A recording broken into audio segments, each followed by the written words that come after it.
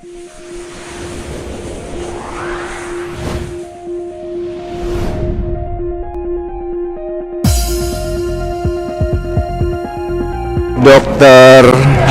Ya.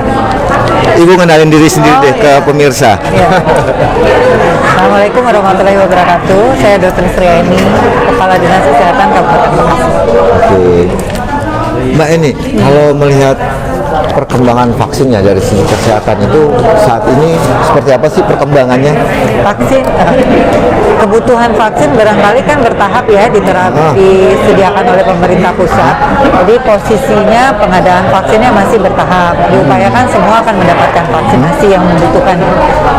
Kalau sekarang prioritas nomor 1 kan sudah disebutkan kemarin adalah tenaga kesehatan. Prioritas keduanya kemarin pelayan publik. Nah, kawan-kawan di notaris termasuk salah satu pelayan publik. Sektor pelayan publik ini. Terus yang ketiga lansia, masyarakat rentan lainnya itu sudah mulai. Oh, masyarakat sudah mulai? Yang lansia terutama. Oh, lansia. Ini targetnya berapa lama nih untuk penyebaran khususnya di Kabupaten Bekasi untuk merata lah? Oh, kalau kita tergantung vaksin yang didistribusikan ya kita. Dialokasikan. Pada prinsipnya semua tenaga kesehatan siap. Juga di rumah sakit pemerintah, rumah sakit swasta juga siap membantu. Klinik swasta juga sudah siap semua.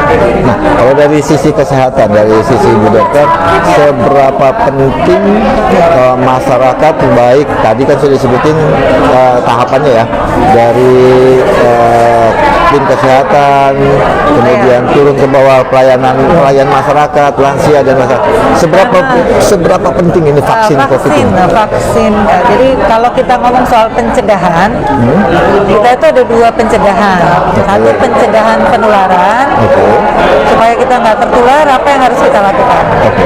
Nah, itu protokol kesehatan. Yang paling penting itu. Yang paling penting adalah melaksanakan protokol kesehatan. Jadi konsisten di sana ya. Itu pencegahan kita supaya tidak tertular. Yang kedua kita sebut pencegahan sakit. Nah, supaya kita nggak sakit, membantu kekuatan kita, daya tahan tubuh kita, membentuk imunitas kita. Dan salah satunya lewat vaksin. Tapi bukan sesuatu yang harus menjadi utama, bukan. Kalau kawan-kawan tidak melaksanakan prokesnya, ya vaksinasi ini tidak akan bermanfaat banyak. Orang gitu? Tetap akan kena, tetap bisa kena, tetap kemungkinan kena.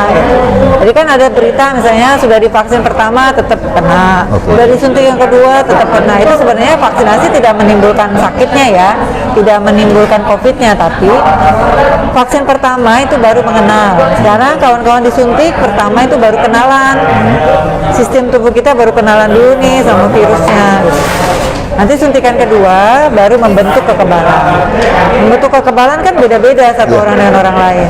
Nah, kalau selama proses itu prokesnya nggak dijalankan ya tetap akan kemungkinan bisa terinfeksi. Nah, untuk pelayan masyarakat, khususnya kalangan notaris dan PPAT notaris ya, apa hal yang perlu diperhatikan secara maksimal? Semuanya sama, protokol kesehatannya maksimal harus dijaga, perilaku hidup bersih dan sehatnya harus tetap diterapkan. Kawan-kawan kalau enggak ya sakit juga tetap bisa ya. Polanya tetap seperti itu. 2 hal utama adalah kita berperilaku hidup bersih dan sehat dengan protokol kesehatan. Protokol kesehatan sekarang 5 ya.